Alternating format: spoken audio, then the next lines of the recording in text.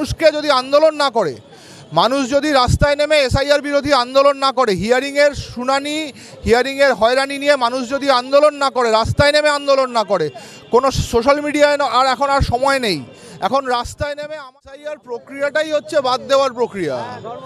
যে প্রক্রিয়াতে মানুষকে ইনোমারেশন ফর্ম জমা দিতে হয়, যেটার নাম দেওয়া হয়েছে স্পেশাল ইন্টেন্সিভ রিভিশন, সেই প্রক্রিয়াটা যখন ফর্ম জমা দিতে হয় এবং তারপরে তাকে প্রমাণ করতে হয় সে ভারতীয় নাগরিক নাকি, তাহলে সেটা তো বাদ দেওয়ার জন্যই করা হচ্ছে। যখনই এই ধরনের প্রক্রিয়া হবে, কজন মানুষের কাছে 11টা নথি আছে, কজন মানুষের কাছে সরকারের যে নথিগুলো চেয়েছে সেটা আছে। আমি আজকেই দেখছিলাম একজন বলছেন মাধ্যমিকের অ্যাডমিট কার্ড দেখাচ্ছেন, সেটা গ্রাহ্য হচ্ছে না। মাধ্যমিকের অ্যাডমিট কার্ড দেখালে গ্রাহ্য হচ্ছে না, কিন্তু গ্রাহ্য হচ্ছে কোনটা? সার্টিফিকেট। আর আচ্ছা, একটা লোক তো মাধ্যমিক পরীক্ষা দিতে গিয়ে ফেলও করতে পারেন, অ্যাডমিট কার্ডে তো তার ডেট অফ বার্থ লেখা আছে। একজন লোক অ্যাডমিট কার্ড দেখাচ্ছেন, সেটা গ্রাহ্য করছে না, তার মানে এটা বোঝাই যাচ্ছে। এবং আজকে সুপ্রিম কোর্টে নির্বাচন কমিশন বলে দিয়েছে, তাদের যে হলফনামা বলে দিয়েছে যে সামান্যতম সংশয় থাকলে নাম বাদ যেতে পারে। সুতরাং এই যখন ঘটনা, সুতরাং 2002 কেন 1951 সালের নাম থাকলেও সেটা বাদ দিতে পারে। একজন মানুষ, কেউ নামের মধ্যে সুব্রত কুমার ঘোষের জায়গায় সুব্রত ঘোষ কখন লেখেন, কখনো কুমার লেখেন, কেউ ব্যানার্জি লেখেন, কেউ বন্দ্যোপাধ্যায় লেখেন, কেউ চ্যাটার্জি লেখেন, কেউ চট্টোপাধ্যায় লেখেন। বাঙালিদের এই যে নামের যে বৈচিত্র্য, সেটা কোনো প্রযুক্তি, কোনো এআই এটা বুঝে উঠতে পারবে না। তার কাছে বঙ্কিমচন্দ্র চ্যাটার্জিও যা, বঙ্কিমচন্দ্র চট্টোপাধ্যায়ও তা, শরৎচন্দ্র চট্টোপাধ্যায়ও যা, শরৎচন্দ্র চ্যাটার্জিও তা।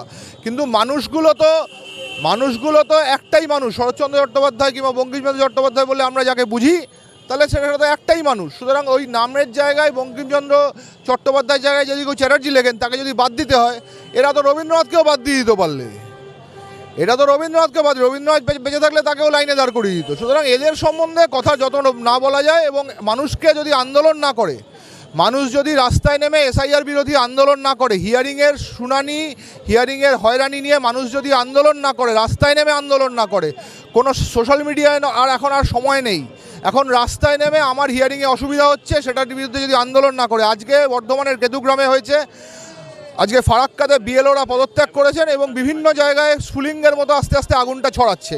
এই আগুন যত ছড়াবে তত এই এসআইআরের হিয়ারিং বন্ধ করা যাবে, এটাই আমার বক্তব্য।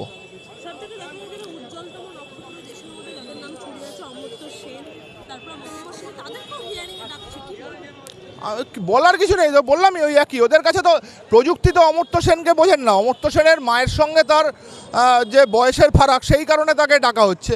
একটা সময় তো বয়স, এখন আগের জেনারেশন যাদের, তাদের তো কম বয়সে মহিলাদের বিয়ে হতো, তো কম বয়সে মহিলাদের বিয়ে হতো, তাদের সন্তানও তো ওই কম বয়সেই হতো।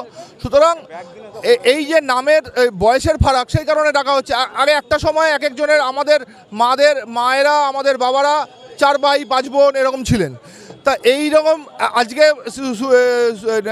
নির্বাচন কমিশন বলেছে যে 6 জনের সঙ্গে ম্যাপিং হলে তাকে ডাকা হবে শুনানিতে। এটা কখনো হতে পারে? আজকের সময় যদি দেখতে পারে যে 6 জনের, সেটা নয় প্রশ্ন হতে পারে, কিন্তু একটা লোকের যদি আগের সময়ের যে 6 জনের যদি সন্তানের পিতা কিংবা মাতা যদি কেউ হতেন, সেই সন্তানকে ডাকতে হবে, তাহলে তো নরেন্দ্র মোদীকেও ডাকতে হয়। তিনিও তো, তারও তো ভাই বোন মিলে, নরেন্দ্র মোদী নয় বিরাট প্রধানমন্ত্রী, উনি অনেক কিছু জানেন, তাকে নয় ডাকা হলো না, তার ভাইদেরকে ডাকা হয়েছে। সেটা কি হয়েছে? সেটা হয়নি। সুতরাং এই গোটা বিষয়টাই করা হচ্ছে বাঙালিদেরকে বাংলা থেকে তাড়িয়ে দেওয়ার জন্য, বাঙালিদেরকে ভোটাধিকার খর্ব করার জন্য।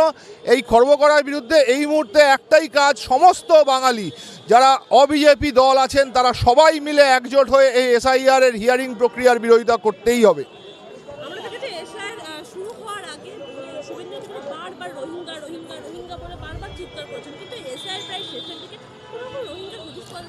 রোহিঙ্গার গল্প নেই। আসলে আমি যেটা বললাম, ওই বাঙালিদেরকে বাদ দেওয়াটাই উদ্দেশ্য। রোহিঙ্গা তো নেই, ডেমোগ্রাফিটা বদলে গেছে, হিন্দিভাষী মানুষ বাংলা দখল করার চেষ্টা করছে। শোনা যাচ্ছে ফর্ম 6 দিয়ে নতুন ভোটার ঢোকানো হচ্ছে যারা অবাঙালি, এটা চেষ্টা হচ্ছে। গতকালই বাঁকুড়াতে ফর্ম 7-এর 4000 ফর্ম 7 পাওয়া গেছে যারা বাদ দেওয়া। আপনি কি আপনার নাম বাদ দেওয়ার জন্য ফর্ম ফিল আপ করবো না? সুতরাং যারা এটাতে বাদ দিচ্ছে, তারা সচেতনভাবে বাঙালিদেরকে বাদ দেওয়ার জন্য ফর্ম 7 ধরে বাদ দেওয়ার চেষ্টা করছে। এই সমস্ত রকম বাদ দেওয়া, যুক্ত করা, এই সমস্তগুলো মিলে এসআইআর প্রক্রিয়া, এই এসআইআর প্রক্রিয়া অসাংবিধানিক।